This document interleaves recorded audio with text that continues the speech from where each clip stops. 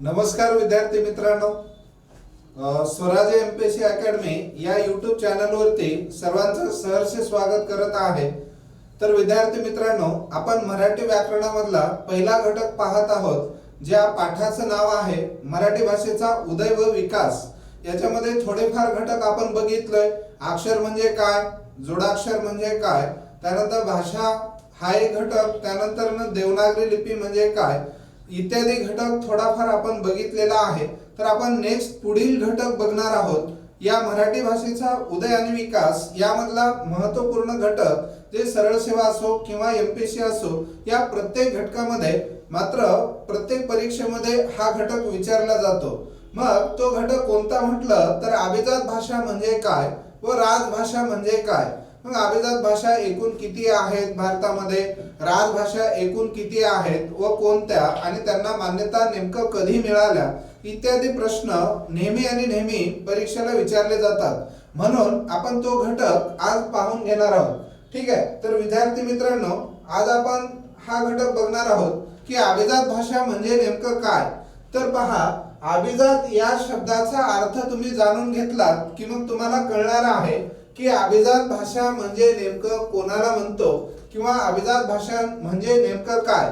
तर लक्षात घ्या विद्यार्थी मित्रांनो, अभिजात या भाषेचा नेमका, अभिजात या शब्दाचा नेमका अर्थ काय निघतो असं म्हटलं तर याचा अर्थ निघतो की जुना। अभिजात या शब्दाचाच अर्थ काय निघतो तर जुना हा अर्थ निघत असतो। मग दुसरा अर्थ काय असं म्हटलं तर अति प्राचीन। दुसरा अर्थ काय आहे तर अति प्राचीन हा एक अर्थ आहे। मग अभिजात भाषा म्हणजे नेमकं काय, जी भाषा फार जुनी आहे, बरोबर, जी भाषा अतिशय जुनी आहे आणि ती भाषा अति प्राचीन आहे, बरोबर, अति प्राचीन आहे, आणि ज्या भाषेला फार जुना इतिहास आहे, बरोबर, ज्या भाषेला फार जुना इतिहास आहे अशा भाषेला आपण काय म्हणतो, अभिजात भाषा असे म्हणतो। मग अभिजात या शब्दाचेच अर्थ हे निघत आहेत, बरोबर, जी भाषा फार जुनी आहे, बरोबर, जी भाषा अति प्राचीन आहे, बरोबर, ज्या भाषेला जुना इतिहास आहे अशा भाषेला आपल्याला काय म्हणायचं आहे, अभिजात भाषा म्हणायचं आहे। मग या अभिजात भाषेचा दर्जा नेमकं कोणत्या भाषेला मिळते असं म्हटलं तर भारतामध्ये साधारण 1600 ते 1700 एवढ्या भाषा बोलल्या जातात। मग 1600 ते 1700 भाषा एवढ्या बोलल्या जात असताना एवढ्या भाषेमधून फक्त आणि फक्त 6 भाषेला अभिजात भाषेचा दर्जा आहे। मग कोण्या भाषेला अभिजात भाषेचा दर्जा देण्यात येतो असं म्हटलं तर काही अटी आहेत, बरोबर, दर्जा देण्याच्या काही काय आहेत असं म्हटलं तर काही अटी आहेत। मग कोणत्या भाषेला अभिजात भाषेचा दर्जा मिळतो असं म्हटलं तर काही अटी शासनाने ठेवलेल्या आहे। मग ते अटी नेमके काय आहेत असं म्हटलं, जी भाषा, बरोबर, साधारण 1.5 ते 2.5 वर्ष, बरोबर, 1.5 ते 2.5 वर्ष एवढी जुनी आहे, बरोबर, जी भाषा 1.5 ते 2.5 वर्ष एवढी जुनी भाषा आहे त्या भाषेला अभिजात भाषेचा दर्जा देण्यात येतो। मग आता हे 1.5 ते 2.5 वर्ष जुना इतिहास ज्या भाषेला आहे त्या भाषेला अभिजात भाषेचा दर्जा देण्यात येतो। ही झाली पहिली अट, बरं, पहिली अटच काय आहे की ती भाषा 1.5 ते 2.5 हजार वर्ष एवढी जुनी असली पाहिजे। मग याची दुसरी अट काय असं म्हटलं तर याची दुसरी अट आहे बघा, ती भाषा स्वयंभू पाहिजे, बरोबर, ती भाषा कशी पाहिजे असं म्हटलं स्वयंभू पाहिजे।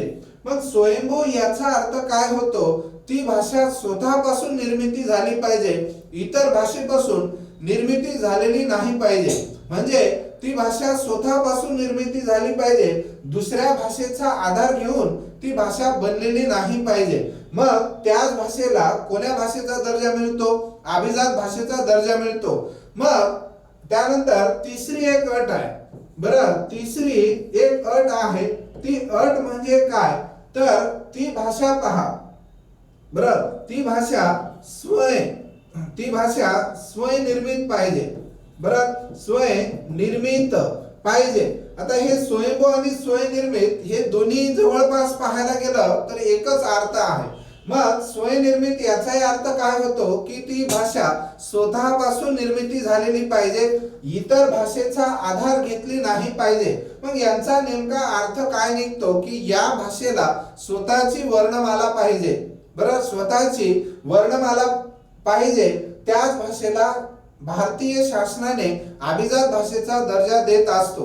मग आता ह्या दर्जा जो मिळत असतो, ही दर्जा नेमकं कोणत्या कलमान्वये मिळते असं जर म्हटलं तर राज्यघटनेमध्ये कलम 343 उपकलम क नुसार त्या भाषेला अभिजात भाषेचा दर्जा प्राप्त होतो.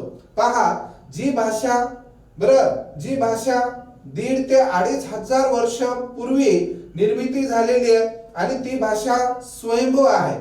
स्वयंभू म्हणजे स्वतःवर आधारलेली आहे आणि ती भाषा स्वयंनिर्मित आहे, म्हणजे स्वतःपासून निर्मिती झालेल्या आहे. अशाच भाषेला अभिजात भाषेचा दर्जा प्राप्त होतो. मग याचे 3 अटी आहेत. जी भाषा तिन्ही अटी पूर्ण करते अशाच भाषेला अभिजात भाषेचा दर्जा महाराष्ट्र भारतीय शासनाने देत असतो. आणि ते देत असताना राज्यघटनेमध्ये एक स्वतंत्र कलम आहे.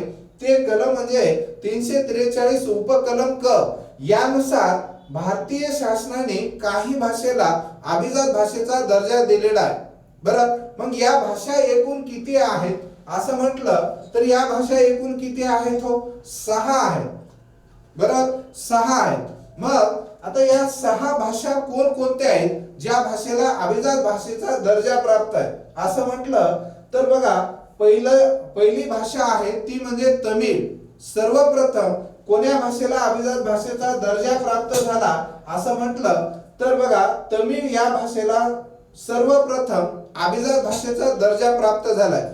मग हे तमिळ जी भाषा आहे हे खरं पाहायला गेलं तर संस्कृत पेक्षा नंतरची आहे. पण मान्यता देत असताना अभिजात भाषेचा मान्यता देत असताना मात्र संस्कृतच्या अगोदर कोणाला मान्यता प्राप्त झाली? तमिळला. मग परीक्षेला नेमका प्रश्न कसा असतो तर भारतामध्ये एकूण अभिजात भाषा किती आहेत असा प्रश्न असतो. पहा, साधारण पाहायला गेलं तर 1600 ते 1700 एवढ्या भाषा असताना एवढ्या भाषेपैकी फक्त 6 भाषा हे 1.5 ते 2.5 हजार वर्षापूर्वी निर्मिती झालेले आहेत, स्वयंभू आहेत, स्वयंनिर्मिती आहेत. म्हणून या 6 भाषेला अभिजात भाषेचा दर्जा प्राप्त झाला. मग सर्वप्रथम कोण्या भाषेला अभिजात भाषेचा दर्जा प्राप्त झाला असा जर परीक्षेला प्रश्न आला तर मात्र त्या प्रश्नाचं उत्तर काय लिहायचं?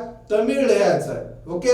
मग तमिळ या भाषेला कोणत्या वर्षी अभिजात भाषेचा दर्जा प्राप्त झाला असा प्रश्न आला तर मात्र काय सांगायचा?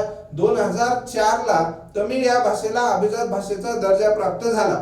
त्यानंतर असाही प्रश्न असू शकतो की संस्कृत या भाषेला अभिजात भाषेचा दर्जा नेमका कोणत्या वर्षी मिळाला? तर 2005 या वर्षी संस्कृत या भाषेला अभिजात भाषेचा दर्जा प्राप्त झाला. त्यानंतर बघा, कन्नड या भाषेला आणि तेलुगू या भाषेला, बघा हे शेजारी राज्य आहेत. बरोबर, कर्नाटकमध्ये कन्नड ही भाषा बोलली जाते, तेलुगू हे तमिळनाडूमध्ये भाषा बोलली जाते. बघा, ह्या 2 भाषेला मात्र 2008 या वर्षी काय मिळाला? अभिजात भाषेचा दर्जा मिळालेला आहे. त्यानंतर पहा, मल्याळम ही जी भाषा आहे या भाषेला 2013 ला अभिजात भाषेचा दर्जा प्राप्त झाला. त्यानंतर पहा, ओडिया ही जी भाषा आहे या भाषेला 2014 ला अभिजात भाषेचा दर्जा प्राप्त झाला. कधी कधी असाही परीक्षेला प्रश्न येतो, पुढील पैकी कोणत्या भाषेला सर्वात शेवटी अभिजात भाषेचा दर्जा प्राप्त झाला? तर ओडिया या भाषेला 2014 ला अभिजात भाषेचा दर्जा प्राप्त झाला असं आपणास सांगायचं आहे. बरं, असं आपल्याला सांगायचं आहे. विद्यार्थी मित्रांनो, बराच वेळ झाला तुम्ही ऐकत आहे की अभिजात भाषा. मग तुम्हाला असा प्रश्न पडायला पाहिजे की या 6 भाषेला अभिजात भाषेचा दर्जा प्राप्त झाल्यामुळं नेमका काय फायदा होतो असं म्हटलं तर पहा, तुम्हाला मी फायदा सांगणार आहे. ज्या भाषेला अभिजात भाषेचा दर्जा प्राप्त होतो त्या भाषेचा त्या भाषेला नेमका प्रॉफिट काय मिळणार आहे, फायदा काय मिळणार आहे असं म्हटलं, भारतामधले जेवढे विद्यापीठ आहेत, भारतामधले जेवढे विद्यापीठ आहेत या प्रत्येक विद्यापीठामध्ये ही भाषा कंपल्सरी काय केली जाते, ठेवली जाते. म्हणजे बघायला गेलं तर आपण महाराष्ट्रामधले मराठी भाषिक लोक आहात. मग आपल्याला नोकरी जर लागली, दिल्लीला गेलात किंवा मद्रासला गेलात, चेन्नईला गेलात किंवा मग वेगवेगळ्या राज्यामध्ये जर गेलात, तर त्या राज्यामध्ये जर आपल्या भाषेला अभिजात भाषेचा दर्जा प्राप्त असेल तर आपल्याला त्या राज्यामधील त्या विद्यापीठामध्ये मराठी भाषेतलं शिक्षण सुद्धा आपल्याला प्राप्त होऊ शकते. म्हणून जी भाषा अभिजात भाषेचा दर्जा प्राप्त केलेली आहे ती भाषा मात्र भारतातल्या सर्व विद्यापीठामध्ये काय असते, उपलब्ध असते. ठीक आहे. मग आता ही पहिली अट आहे बघा. ठीक आहे. काय आहे तर जी भाषा अभिजात भाषाचा दर्जा प्राप्त केलेली आहे ती भाषा प्रत्येक विद्यापीठामध्ये काय केली जाते, मांडली जाते. मांडली जाते.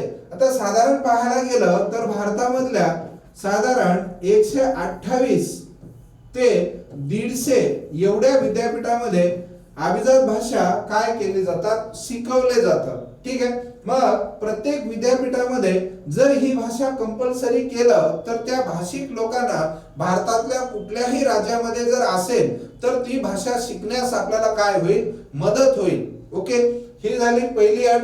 त्याच्यानंतर ना प्रत्येक विद्यापीठामध्ये जर ही भाषा कंपल्सरी केलेली असेल तर तिथल्या प्रत्येक ग्रंथालयात वेगवेगळे काय ठेवले जातात, आपले साहित्य जेही समजा काव्य संग्रह असेल, कथा संग्रह असेल किंवा मग नाटक असतील, जेही त्या भाषेतलं साहित्य आहे ते प्रत्येक साहित्य त्या ग्रंथालयामध्ये उपलब्धता असते.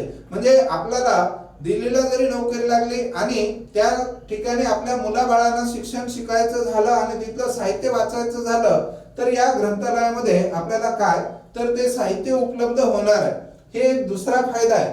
त्याच्यानंतर ना पहा, आणि या प्रत्येक विद्यापीठामध्ये कंपल्सरी भाषा केलेला असल्यामुळं तिथले जे शिक्षक आहेत ते मात्र त्या भाषिक शिक्षकांना काय मिळणार आहे तर नोकरी मिळणार आहे.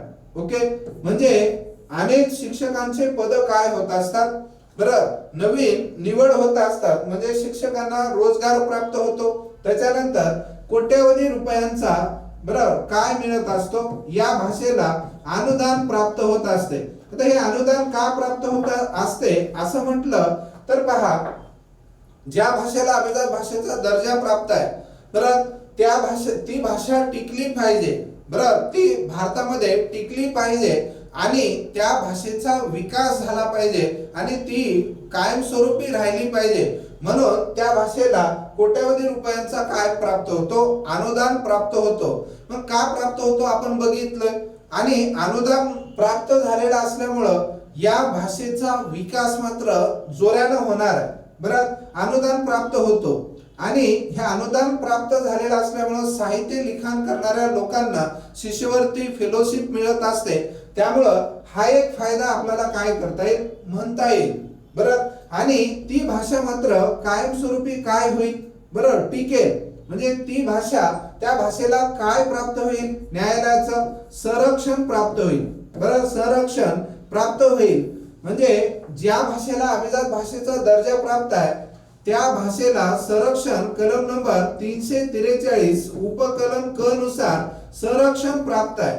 न्यायालयाचं काय प्राप्त आहे, संरक्षण प्राप्त आहे. आणि हे संरक्षण प्राप्त झालेलं असल्यामुळं या भाषेमध्ये कुठलाही वर्ण आत टाकायचा झाला किंवा बाहेर काढायचा झाला तर मात्र कोणाची मान्यता घ्यावी लागते, कलम नंबर 343 म्हणजे न्यायालयाची आपल्याला मान्यता घ्यावी लागते.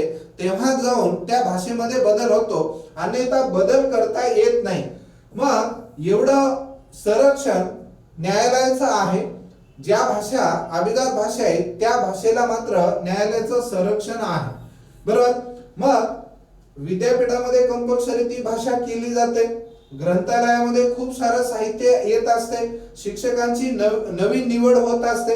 अनुदान कोट्यवधी रुपयांचा मिळतो. त्या भाषेला संरक्षण प्राप्त आहे. मग फायदा आहे का नाही हो. ज्या भाषा अभिजात भाषेचा दर्जा प्राप्त करतात त्या प्रत्येक भाषेला खूप सारा फायदा आहे. मग असाच फायदा आपल्या मराठी भाषेला सुद्धा मिळावा असं प्रत्येक मराठी भाषिकांना वाटेल का नाही वाटेल.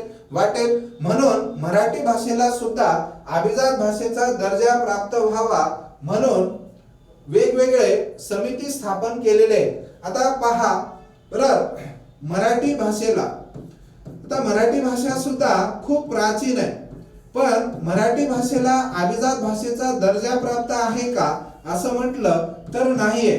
बरं, नाही. मग मराठी भाषेला अभिजात भाषेचा दर्जा प्राप्त व्हावा म्हणून कोणती समिती कार्य करते असा प्रश्न सातत्याने परीक्षेला विचारला जातो. मग ती सरळ सेवा असो, एमपीएससी असो, एमपीएससी मध्ये वेगवेगळे पद आहेत, त्या पदांमध्ये नेहमी आणि नेहमी परीक्षेला प्रश्न असतो की मराठी भाषेला अभिजात भाषेचा दर्जा प्राप्त व्हावा म्हणून कोणती समिती कार्य करते.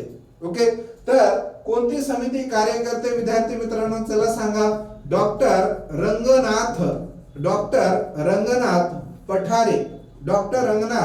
पठारे ही समिती काय करते, कार्य करते. ओके, पहा या समितीमध्ये डॉक्टर हरी नरके नावाचे जे व्यक्ती आहेत, साहित्यिक आहेत, यांचा सुद्धा या समितीमध्ये काय आहे, समावेश आहे.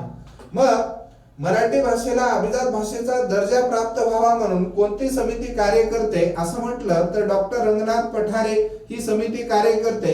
जर त्यांचं नाव नसेल, डॉक्टर हरी नरके असेल, तर त्यांनाही क्लिक करायला काही हरकत नाही. बरं, आता पहा मराठी भाषा साधारण पाहायला गेलं तर मराठी भाषा सुद्धा 1500 वर्षापूर्वी 2000 वर्षापूर्वी निर्मिती झालेली आहे असं म्हणता येईल. का म्हटलं तर आक्षी नावाचं जे ठिकाण आहे, बरं, रायगड जिल्ह्यामध्ये आक्षी नावाचं जे ठिकाण आहे, या आक्षी येथे सुद्धा बरं अलीकडेच गाथा सप्तशती नावाचा ग्रंथ सापडलेला आहे जो 2000 वर्षापूर्वीचा आहे. ठीक आहे, 2000 वर्षापूर्वीचा हा ग्रंथ आहे.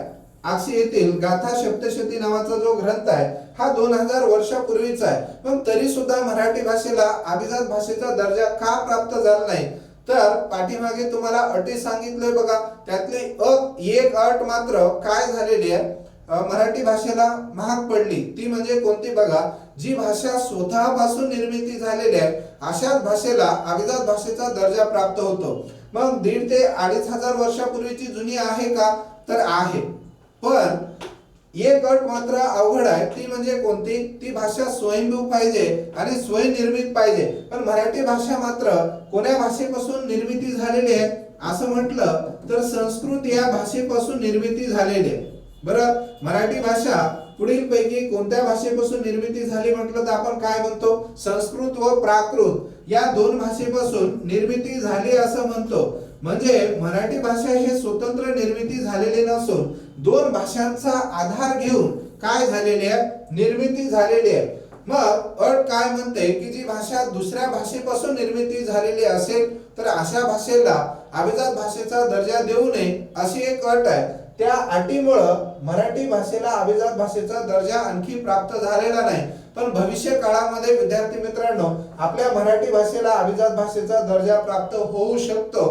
काही अटी मात्र शिथिल केलं तर मराठी भाषा सुद्धा फार जुनी आहे आणि खूप चांगली संस्कृती आपल्या मराठी भाषेमध्ये दडलेली आहे. म्हणून मराठी भाषेला सुद्धा भविष्य काळामध्ये अभिजात भाषेचा दर्जा मिळू शकतो.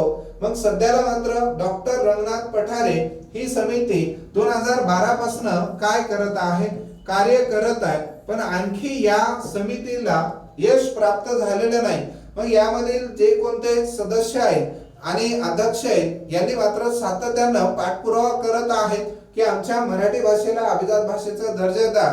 का तर फार जुनी आहे आणि चांगली जुनी संस्कृती या मराठी भाषेमध्ये दडलेली आहे आणि मराठी भाषेला फार जुना इतिहास आहे.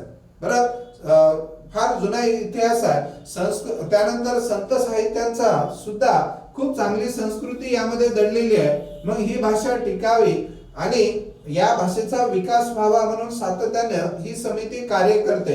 पण परीक्षेला असा प्रश्न असतो, मराठी भाषेला अभिजात भाषेचा दर्जा मिळावा म्हणून पुढील पैकी कोणती समिती कार्य करते, काय सांगायचं, डॉक्टर रंगनाथ पठारे ही समिती कार्य करते.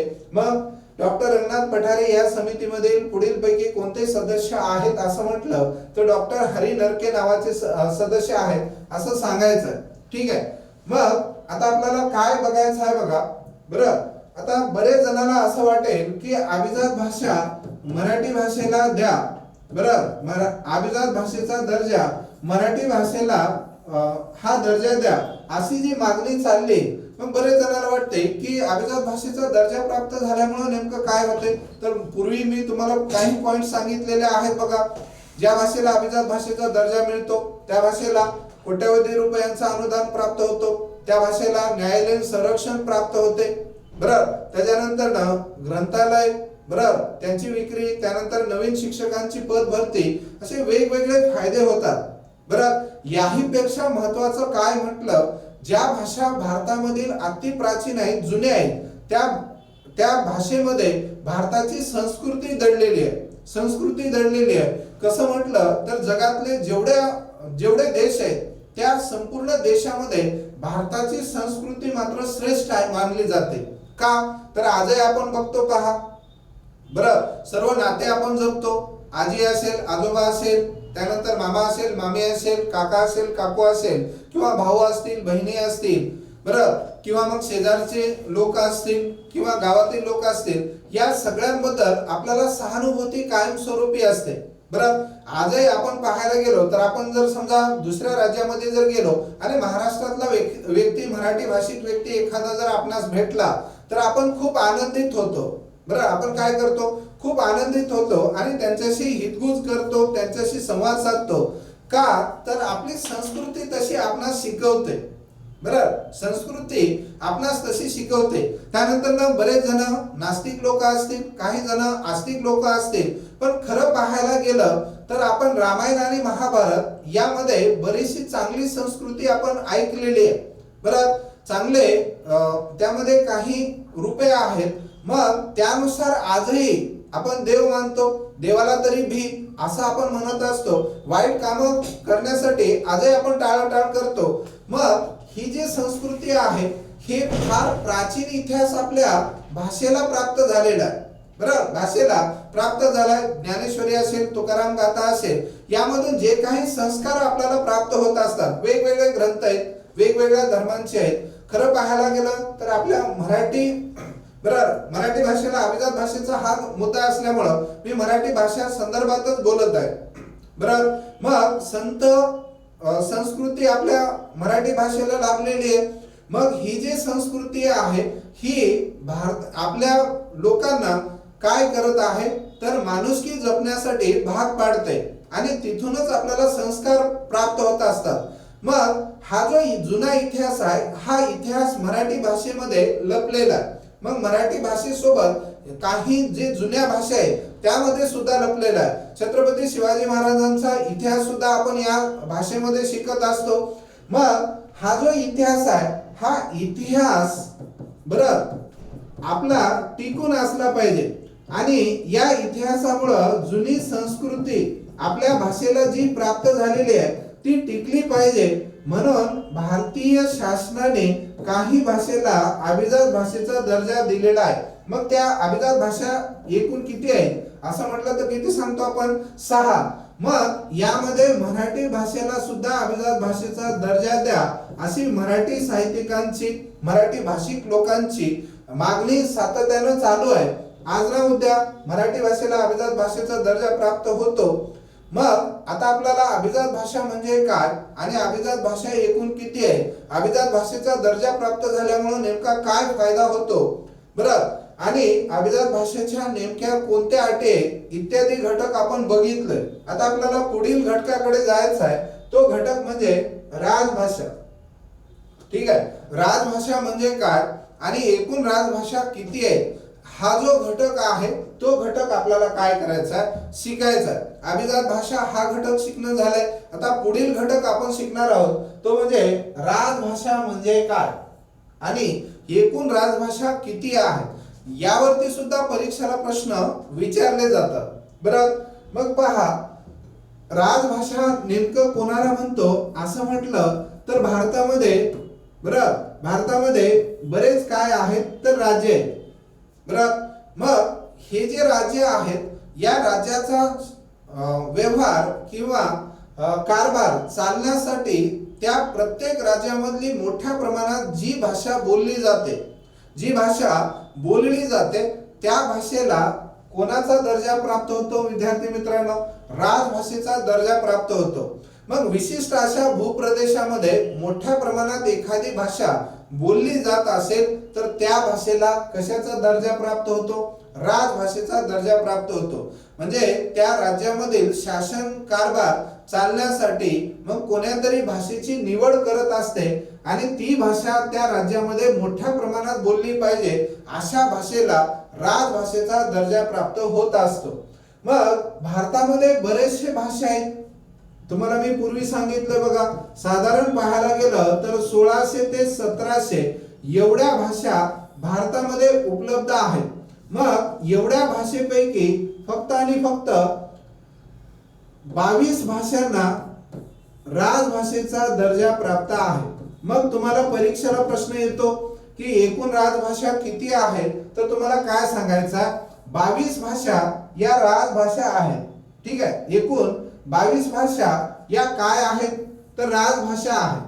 ठीक आहे, आता या 22 भाषा नेमक्या कोणत्या असं म्हटलं तर तुम्हाला लक्षात ठेवायचं आपली जी मराठी भाषा आहे ही कोणती भाषा आहे असं म्हटलं तर राजभाषा आहे. अभिजात भाषेचा दर्जा प्राप्त झालेला नाही, पण मराठी भाषेला मात्र राजभाषेचा दर्जा प्राप्त झाला. आपल्याला खूप अभिमान असलं पाहिजे ही जी मराठी भाषा आहे आपली हे 2 राज्याची राजभाषा आहे. बरं, कोणत्या म्हटलं तर महाराष्ट्राची तर आहेच आहे, सोबत गोवा या राज्याची सुद्धा राजभाषा मराठी भाषा आहे. आणखी एक सांगायचं म्हटलं तर महाराष्ट्र राज्यामध्ये 2 भाषांना राजभाषेचा दर्जा प्राप्त आहे.